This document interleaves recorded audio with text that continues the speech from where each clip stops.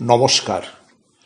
আজকের আলোচনার বিষয় আরাবল্লী রেঞ্জ, সুপ্রিম কোর্টের রায় ও বিপন্ন পরিবেশ। আমি সুজিত পাঁজা। আরাবল্লী পাহাড় বিশ্বের প্রাচীনতম পর্বতমালার অন্যতম, আজ অস্তিত্ব সংকটের মুখে। আরাবল্লী পর্বতমালা বা আরাবল্লী রেঞ্জ বিশ্বের প্রাচীনতম ভাঞ্জ পর্বতশ্রেণীগুলির মধ্যে অন্যতম। ভূতাত্ত্বিকদের মতে এর বয়স 350 থেকে 400 কোটি বছর, অর্থাৎ হিমালয় পর্বতমালা সৃষ্টিরও পূর্বে। এই পর্বতশ্রেণী গুজরাট থেকে রাজস্থান হয়ে হরিয়ানা ও দিল্লি পর্যন্ত বিস্তৃত, যা প্রায় 692 কিলোমিটার দীর্ঘ। এবং এই আরাবল্লী রেঞ্জ মোট 4টি রাজ্য বা স্টেট এবং 39টি জেলা জড়িয়ে বা ছড়িয়ে এর বিস্তৃতি। সম্প্রতি সুপ্রিম কোর্ট আরাবল্লী পাহাড়ের একটি নতুন সংজ্ঞা প্রদান করেছেন এবং সেই সংজ্ঞা অনুযায়ী কোনো ভূখণ্ডকে পাহাড় হিসাবে চিহ্নিত করতে হলে তার উচ্চতা আশেপাশের ভূমির তুলনায় কমপক্ষে 100 মিটার বেশি হতে হবে। আসলে একটা পাহাড়ের উচ্চতা পরিমাপের যে মানদণ্ড পূর্বে ছিল সেটি হলো সমুদ্র পৃষ্ঠ থেকে একটি পাহাড়ের উচ্চতাকে মাপা হতো। এখন সুপ্রিম কোর্ট তার সাম্প্রতিককালের রায়ে 2025-এর 20 নভেম্বর যে রায় দিয়েছেন, সেখানে ওই সমুদ্রপৃষ্ঠ থেকে নয়, সেটি ভূপৃষ্ঠ থেকে কোনো একটি পাহাড়ের উচ্চতা মাপা হবে। এবং সেক্ষেত্রে স্পষ্ট করে বলা হয়েছে যে আরাবল্লী যে রেঞ্জ, সেই রেঞ্জের মধ্যে কোনো একটা পাহাড়ের উচ্চতা যদি 100 মিটারের নিচে হয়, তাহলে তাকে সমতল ভূমি হিসাবে বিবেচনা করা হবে, সেটি আর পাহাড় হিসাবে গণ্য করা হবে না। পরিসংখ্যানে দেখা যাচ্ছে যে আরাবল্লী রেঞ্জের মধ্যে যত পাহাড় রয়েছে তার 91% পাহাড়ের যে উচ্চতা সেটা 100 মিটারের নিচে। অর্থাৎ 91% পাহাড়কে যে কোনো সময়েই সেটাখানে খনন করা যাবে বা উন্নয়নের স্বার্থে কাজে লাগানো যাবে। টিকে থাকবে, অবশিষ্ট থাকবে মাত্র 9.2% এই পর্বতমালা। এখন এই যে আরাবল্লী রেঞ্জ, এই আরাবল্লী রেঞ্জ এর গুরুত্বটা কোথায়? না, আরাবল্লী রেঞ্জের আমাদের আতঙ্ক, আমাদের এখানেতে সারা ভারতবর্ষব্যাপী, বিশেষ করে আমাদের এই যে 4টি রাজ্যের কথা আমরা উল্লেখ করলাম, সেখানে সবচেয়ে আতঙ্কের যেটা বিষয় সেটা হচ্ছে আরাবল্লী রেঞ্জ থর মরুভূমির বিস্তার রোধকে প্রাকৃতিক প্রাচীরের মতন আটকে দিয়েছে। তার ফলে থর মরুভূমি সেটা পূর্ব দিকেতে আর বিস্তৃত হতে পারছে না। দ্বিতীয়ত, উত্তর ভারতের জলবায়ু নিয়ন্ত্রণে এই আরাবল্লী রেঞ্জের একটা বিশাল গুরুত্বপূর্ণ ভূমিকা আছে। তৃতীয়ত, আরাবল্লী রেঞ্জের নিচে, মাটির নিচে ভূগর্ভে সেখানে বিশাল একটা জলাধার রয়েছে, যেটাকে আমরা অ্যাকোয়াফার বলি, এবং এই ভূগর্ভস্থ জলাধারকে রিচার্জের সহায়ক হচ্ছে এই আরাবল্লী রেঞ্জ। এছাড়াও বহু আদিবাসী জনগোষ্ঠী ও বন্য প্রাণীর আবাসস্থল এই আরাবল্লী রেঞ্জ। অতএব এটিকে শুধুমাত্র কিন্তু পাহাড় বলে চিহ্নিত করলে হবে না, এটি উত্তর পশ্চিম ভারতের যে পরিবেশগত ভারসাম্য, সেই পরিবেশগত ভারসাম্যকে রক্ষা করার ক্ষেত্রে বিশেষ গুরুত্বপূর্ণ ভূমিকা এটি পালন করে থাকে।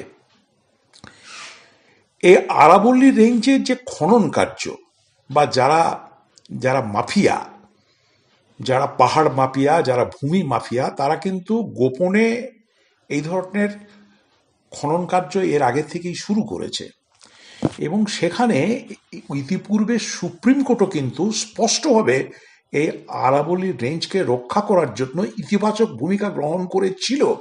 এবং সেখানে তারা বলেছিলেন, সুপ্রিম কোর্টের স্পষ্ট রায়ে বলা হয়েছিল যে পরিবেশগত ছাড়পত্র ছাড়া, বা যেটাকে আমরা এনভায়রনমেন্টাল ক্লিয়ারেন্স বলি, সেখানে কোনো ধরনের খনন কাজ করা যাবে না। কেননা যদি সেখানে খনন কাজ করা হয় তাহলে সেখানকার যে বিস্তৃত জনগোষ্ঠী এবং বন্য প্রাণী আছে তাদের জীবন ধারণের সেটা পরিপন্থী হবে, বা বলা যেতে পারে ভারতীয় সংবিধানের আর্টিকেল 21-এ যে রাইট টু লাইফ, সেটির পরিপন্থী হচ্ছে তোমার এই ধরনের খনন কার্য। তবে সুপ্রিম কোর্ট কথা বলেছিল যে উন্নয়নের স্বার্থে, যে উন্নয়নকে আমরা সাস্টেনেবল ডেভেলপমেন্ট বা টেকসই উন্নয়ন বলি, সেই টেকসই উন্নয়নের স্বার্থে এখানে খনন কাজ চালানো যেতে পারে। এখন আরাবল্লী রেঞ্জ যদি ধ্বংস হয় তাহলে কি কি ঘটতে পারে না, সেখানে দিল্লি ও এনসিআর অঞ্চলেতে ভয়াবহ বায়ু দূষণ দেখা দেবে, তীব্র জলসংকট এবং মরুকরণ বৃদ্ধি পাবে, সেখানকার তাপমাত্রা অস্বাভাবিকভাবে বৃদ্ধি পাবে এবং জীব বৈচিত্র্য ধ্বংস পাবে। সেই কারণে আরাবল্লী রেঞ্জকে টিকিয়ে রাখা এটা খুবই গুরুত্বপূর্ণ একটা বিষয়, এবং খুবই দুর্ভাগ্যের বিষয় যে এই যে আরাবল্লী একটা এটা খুবই স্বাভাবিক একটা কথা, স্বাভাবিক বিষয় যে শুধুমাত্র সুপ্রিম কোর্টের একটা কাগুজে রায়, সেই কাগুজে রায়ের ফলে এতদিন ধরে কোটি কোটি বছর আগের থেকে যে আরাবল্লী রেঞ্জ আমরা ভূগোলেতে বইয়েতে পড়ে এসেছি, জিওগ্রাফির পাতায় যার উল্লেখ ছিল, ছোটবেলা থেকে পড়ে এসেছি, সেই আরাবল্লী রেঞ্জ ধ্বংস হয়ে যাবে শুধুমাত্র পুঁজিপতিদের স্বার্থে। আরাবল্লী রেঞ্জ যদি ধ্বংস হয় তাহলে দিল্লির আকাশে কিন্তু আর নীল থাকবে না। এমনিতেই শীতের সময়তে দিল্লিতে শ্বাস প্রশ্বাস গ্রহণ করা খুব কষ্টকর হয়ে ওঠে, এবং তার ফলে সেখানে শ্বাস প্রশ্বাস নেওয়াটা কষ্ট হবে মানুষের, ইভেন সাধারণ মানুষের বেঁচে থাকাটাই সেখানে দুরূহ হয়ে উঠবে। পাহাড় ধ্বংস হয়ে গেলে মাটির নিচের জল আর থাকবে না, সেখানে হয়তো দামি দামি ফ্ল্যাট গড়ে উঠতে পারে, কিন্তু পানীয় জল আর থাকবে না।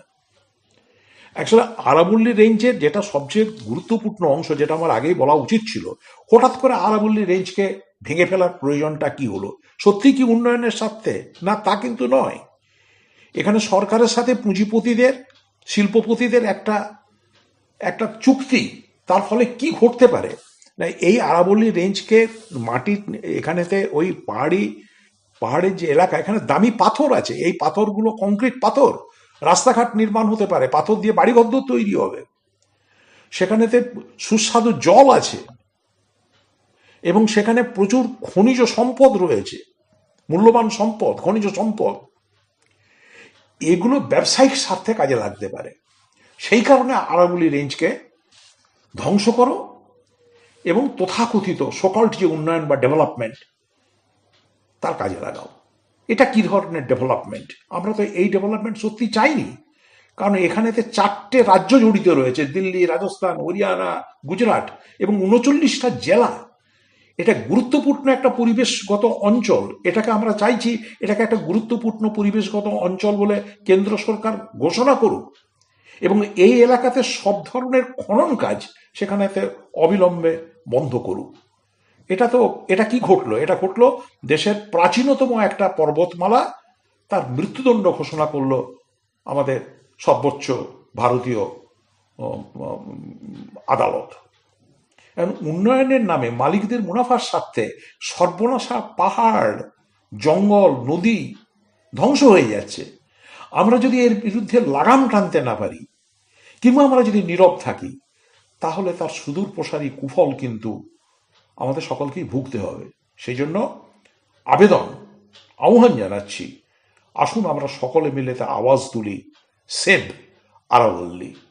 আরাবল্লীকে বাঁচাতে হবে। আসুন আমরা সমস্যারে আরাবল্লীকে বাঁচানোর জন্য চেষ্টা করি। ধন্যবাদ।